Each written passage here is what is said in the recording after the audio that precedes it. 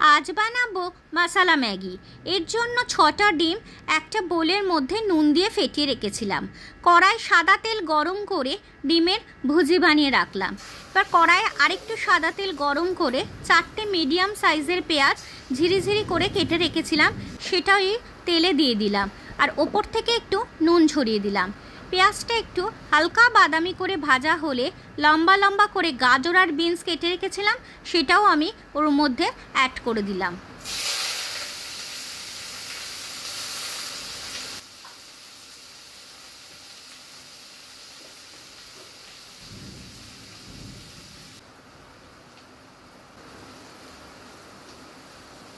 গাজর বিনসটা একটু ভাজা ভাজা হয়ে এলে ক্যাপসিকামও সরু সরু লম্বা করে কেটে রাখা ছিল, ওর মধ্যে ওটাও দিয়ে দেব।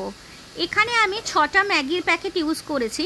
ম্যাগির প্যাকেটের যে মশলাগুলো থাকে সেটা আমি একটা বোলের মধ্যে নিয়েছিলাম।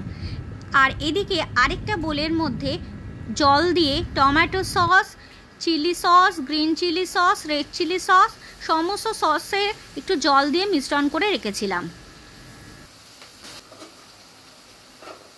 পেঁয়াজ, গাজর, বিনস, ক্যাপসিকাম একটু ভাজা ভাজা হয়ে এলে 3-4 চামচ ওই ম্যাগি মশলাটা আমি ওপর থেকে ছড়িয়ে দেব, দিয়ে একটু আবার নাড়াচাড়া করতে লাগবো।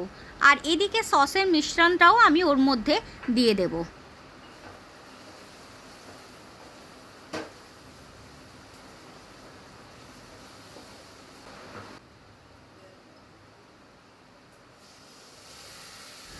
একটু নাড়াচাড়া করে এর মধ্যে 6টা ম্যাগির প্যাকেট দিয়ে দেব, দিয়ে একটু নাড়াচাড়া করে পরিমাণ মতো জল দিতে হবে। তোমরা তোমাদের পরিমাণ মতো জল অ্যাড করো, যতটুকু জল লাগবে যাতে ম্যাগিগুলো সেদ্ধ হয়ে যায়।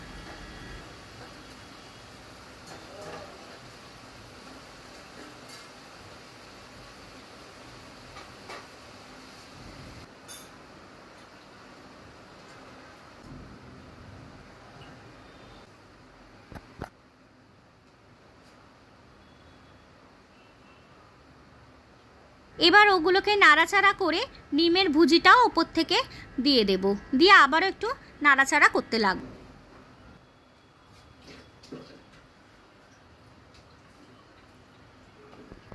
আর বাকি যে মশলাটা রয়েছে সেটাও ওপর থেকে দিয়ে নেব, দিয়ে আবারও নাড়াচাড়া করব। সন্ধে স্ন্যাক্স হিসাবে এটি খুব টেস্টি আর স্পাইসি রেসিপি।